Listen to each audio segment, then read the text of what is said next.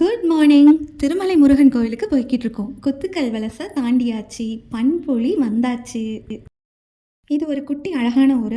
ஈஸியாக க்ராஸ் பண்ணிடலாம், ரொம்ப டிராஃபிக் இருக்காது. இங்கே ஒரு லெஃப்ட் எடுக்கணும். இந்த போர்டு பார்த்ததும் அப்படியே லெஃப்டில் வந்தோன்னா ஸ்ட்ரைட்டாக போனால் கொஞ்சம் தூரத்துலேயே ரோடு ரெண்டாக பிரியும். அங்கேயும் ஒரு லெஃப்ட் எடுத்தோன்னா அவ்வளோதான், ஸ்ட்ரைட்டாக போனால் கோயிலில் ரீச் ஆகிடலாம். இந்த ரோட்டில் வர ஆரம்பிச்சதுமே கொஞ்சம் தூரத்துலேயே நமக்கு மலை மேலே கோயில் தெரிய ஆரம்பிச்சிடும். இந்த மலை வந்து வள்ளிமலைன்னு சொல்லுவாங்க மந்தி. இப்போ இதுக்கு பேர் புஷ்பா ராக்னு சொல்கிறாங்க.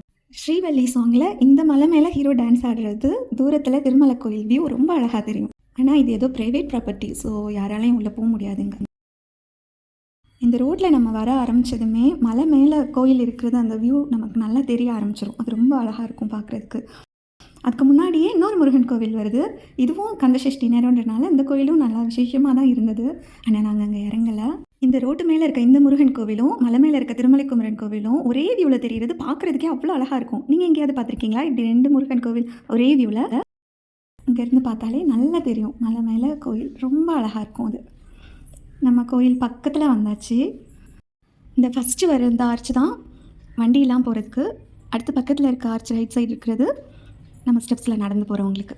மாலை, பூஜை பொருட்கள், டீ ஷாப் எல்லாமே இங்கேயே இருக்குது. எதுனாலும் கீழே வாங்கிறது பெஸ்ட்டு. கோயில் ரொம்ப அழகாக தெரிஞ்சது. நம்ம படி ஏறி போகிற வியூ எல்லாம். சின்ன மலை தான், யாருனாலும் ஈஸியாக ஏறிடலாம். பார்க்கிங் ஏரியா ரொம்ப நல்லா இருக்குது. நல்லா பெரிய ஸ்பேஸாக இருந்தது. பார்க்கிங்கும் ஈஸி தான், வண்டி நிறுத்த எடுக்க ரொம்ப ஈஸியாக இருக்கும். நடந்து போகிறவங்களுக்கு கொஞ்சம் தூரத்துக்கு ஒருக்க ரெஸ்ட் எடுக்கிறதுக்காக மண்டபமாக அங்கங்கே வச்சுருக்குறாங்க ஸ்டெப்ஸில். அதெல்லாம் நல்லா தெரியுது கீழேருந்து. கார், டூ வீலர் எதுனாலும் நம்ம கீழேயே பே பண்ணி மேலே போகலாம். வயசானவங்க, நடக்க முடியாதவங்க யாருனாலும் மேலே கோயில் வரைக்கும் போகிறதுக்கு பஸ் ஃபெசிலிட்டி அவங்களே கோயில்லையே வச்சுருக்காங்க. அது ஜஸ்ட் 10 ருபீஸ் தான் சொல்கிறாங்க. ஃப்ரீயாக கூட விடலாம், ஆனால் அதுவும் கூட பஸ் மெயின்டெனன்ஸ்க்காக தான் அந்த 10 ருபீஸ் வாங்குகிறோம் அப்படின்னு சொல்கிறாங்க. 2 பஸ் to and fro போயிட்டு வந்துட்டே இருக்கனால நமக்கு 10 மினிட்ஸ்க்கு இருக்க கண்டிப்பாக பஸ் இருக்கும். நம்ம இப்போ நடந்து தான் மேலே போய் முருகரை பார்க்க போகிறோம். ஸ்டெப்ஸ் வழியாக தான் ஏறி போக போகிறோம். முதல்ல கீழே இருக்க வல்லப கணபதியை கும்பிட்டுட்டு அப்படியே பக்கத்தில் இருக்க முருகர் வள்ளி தெய்வானையோடு இருக்கார், அவரையும் கும்பிட்டுட்டு அப்படியே படியேற ஆரம்பிக்கலாம். இந்த கம்பியெல்லாம் நல்லா டெம்பராக கொடுத்துருக்காங்க. பிடிச்சி ஏறுறதுக்கு நல்லா தைரியமாக பிடிச்சி ஏறலாம். ஆடலை, சில மலை கோயிலெல்லாம் கிடுக்கிட்டுன்னு ஆடும், அங்கங்கே உடஞ்சி கிடக்கும். இது அப்படிலாம் இல்லை, மெயின்டெனன்ஸ் ரொம்ப நல்லாயிருக்கு. வெறும் காலோட ஏறணும்னு சொல்கிறாங்க. அது கூட நமக்கு ஒன்றும் தோணலை. படியெலாம் ரொம்ப நல்லா இருக்குது. கூட்டமாக இந்த சப்பாத்தி கல்லி பார்க்கவே ரொம்ப அழகாக இருந்தது. கொஞ்சம் தூரம் ஏறி வந்துட்டோம். இந்த கோவிலோட அழகே இந்த பசுமையான சூழல் தான். இதுக்காகவே அங்கே எத்தனை தடவைனாலும் போகலாம். ஆனால் ரோடு பாதையில் தான் பொதிகை மலையோட அந்த பசுமையான வியூ ரொம்ப அழகாக தெரியும். இது நடுவிட்ட விநாயகர்னு போட்டிருந்தது. பாதி தூரம் வந்திருக்கோன்னு நினைக்கிறேன். அந்த வள்ளி மலை தெரியுதுல, நல்லா அங்கேருந்து கீழே நிற்கிற கார்லாம் பொம்மை கார் மாதிரி குட்டி குட்டியாக தெரியும் போது தான் தெரிஞ்சது, ஓ இவ்வளோ ஹைட்டுக்கு வந்துட்டோமா மேலே அப்படின்னு. நான் ஒரு மண்டபம் விடலாங்க, எல்லாத்துலேயும் உட்காந்து மெதுவாக ரெஸ்ட் எடுத்துகிட்டு ரொம்ப ஸ்லோவாக தான் ஏறுவேன். அந்த காலத்தில் எதுக்காக படியில் இப்படி நிறைய மண்டபமாக அமைச்சிருக்காங்க? நம்ம பக்தர்கள் உட்காந்து ரெஸ்ட் எடுத்துகிட்டு அப்புறம் போகணுன்றதுக்காக தானே. அப்போ நம்ம அதை யூஸ் பண்ணிக்கலாம், தப்பு கிடையாது. சின்ன பிள்ளைங்க, ஸ்போர்ட்ஸ் பர்சன் அந்த மாதிரி இருக்கிறவங்கெல்லாம் உட்காரவே மாட்டாங்க, கடகடன்னு ஓடிட்டே இருப்பாங்க. அவங்க கூட சேர்ந்துட்டு நம்மளும் ஓடணும்னா மாட்டிக்குவோம். நமக்கு அதிகமாக இலைக்காமல் பார்த்துக்கணும். ரொம்ப தண்ணி தாகம் எடுத்தால் தண்ணி ஒரு மடக்கு மட்டும் குடிச்சிட்டு ரொம்ப மெதுவாக ஏறி போனோன்னா நம்ம அழகாக மேலே போய் முருகரை பார்த்துடலாம். இந்த இடுமன் சாமி சன்னதி கொஞ்சம் தள்ளி இருக்குது, உள்ளே தள்ளி. அதனால் பாதையை விட்டு உள்ளே இருக்கனால ரொம்ப யாருங்க வந்து கும்பிட மாட்டேங்கிறாங்க. ஆனால் முருகன் கோவிலுக்கு போனால் கண்டிப்பாக இவரை கும்பிடணும். நம்ம ஏறிட்டு இருக்க இந்த படிக்கட்டும் ரோடு பாதையும் ஒரு இடத்துல ஜாயிண்ட் ஆகும். மேபி நமக்கு ஏறவே முடியல அப்படின்னா நம்ம வெஹிக்கிள் எதுவும் வர சொல்லி நம்ம மாறி போய்க்கலாம். ஆனால் அப்படி சூழல் எதுவும் வராது, நம்மளால் ஏற முடியும். இது ஒரு நல்ல ஐடியா, 2 வழியும் நமக்கு ஒரு இடத்துல மீட் பண்ணுறது. இப்போ நான் சொன்ன எல்லாமே வயசானவங்களுக்காகவும் ஹெல்த் இஷ்யூஸ் இருக்கிறவங்களுக்காகவும். இந்த 600 ஸ்டெப்ஸை எல்லாரும் ஒரு 15 மினிட்ஸ்க்குள்ளே ஏறிடுவாங்க அப்படின்னு சொன்னாங்க. நான் ஒரு 20 மினிட்ஸ் எடுத்துக்கிட்டேன், அவ்வளோதான்.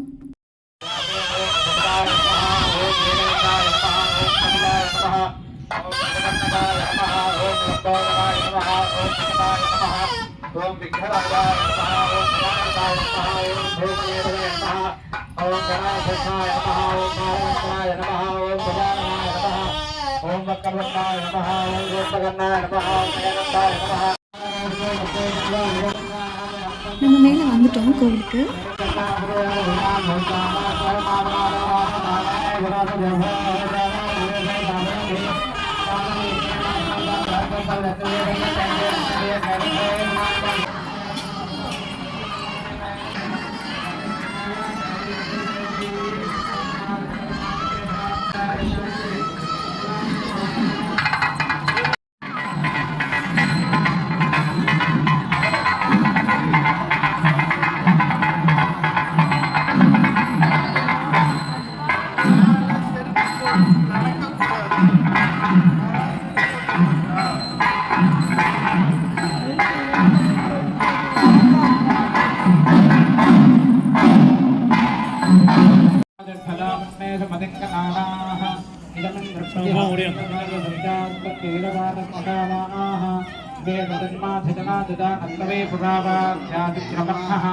अगम्भगोजत्रवीपरञ्जसा नो नावे भजान्तमवादमश्चनाहजन्तमग्निन्नरयन्द्रियन्थद्दमोजः विनैन्द्रमृथादहि नीजाजच्छपदन्नतः भस्मदत्तमीकधिजो अस्मागुमोजो जाजथापशभचरणनीनाम् अपाणदोनागनामामनुष्याः இதுதான் ராஜகோபுரம் வெற்றிவேல்.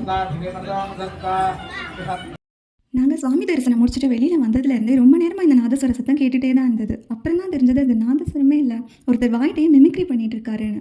எவ்வளோ ஒரு அருமையான டேலண்ட்ல.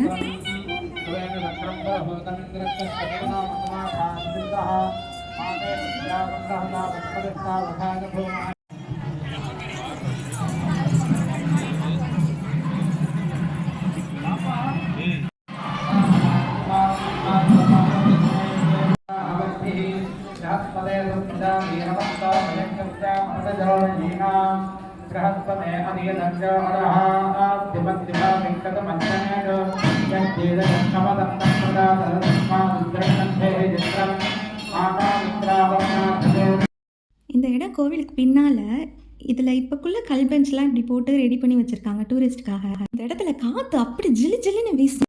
Mini version of northern lights மாதிரி இருக்குல்ல. இந்த சன்செட் நேரம் இந்த பெஞ்சில் உட்காந்து அப்படியே இந்த பொதிகை மலையை ரசித்தோன்னா அவ்வளோ ரிலாக்ஸ்டாக இருக்கும். இது கோவில் குளம். பகலில் இன்னும் நல்லா தெரிஞ்சிருக்கும். உள்ளே நிறைய மீன் இருந்தது, ஆனால் என்னால் வீடியோ எடுக்க முடியல.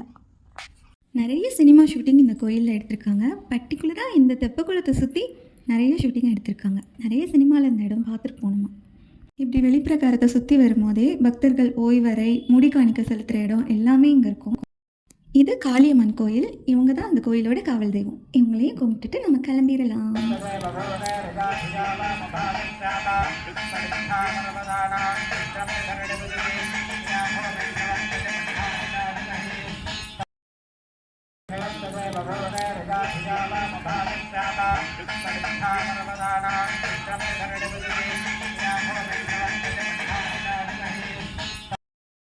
இப்போ இருட்டிருச்சு, அதனால போதும் படி வழியாக வேண்டான்னு சொல்லிட்டு நாங்கள் கோயில் பஸ்லையே கீழே கிளம்பிட்டோம். இருட்டாயிட்டனால அந்த இடம்லாம் வியூவும் ஒன்றுமே சரியாக தெரியல, நல்ல இருட்டு. இது பகலாக இருந்தால் ரொம்ப நல்லா தெரிஞ்சிருக்கும், ரொம்ப அழகாக இருந்திருக்கும். பச்சை பசேர்னு அவ்வளோ அழகாக இருக்கும் அந்த இடம் ஃபுல்லும். இது மழை பெஞ்சனால அப்படியே தண்ணி கசிஞ்சிட்டு இருந்தது அந்த பாறையில், அதெல்லாம் ரொம்ப அழகாக இருந்தது. ஒரு 5 மினிட்ஸ் ட்ராவல் தான், நம்ம டக்குன்னு கீழே வந்துடலாம். கீழே வந்துட்டோம். இன்னமுமே நிறைய கடை அங்கே இருக்குது. தேங்க்யூ. வீட்டுக்கு கிளம்பியாச்சு.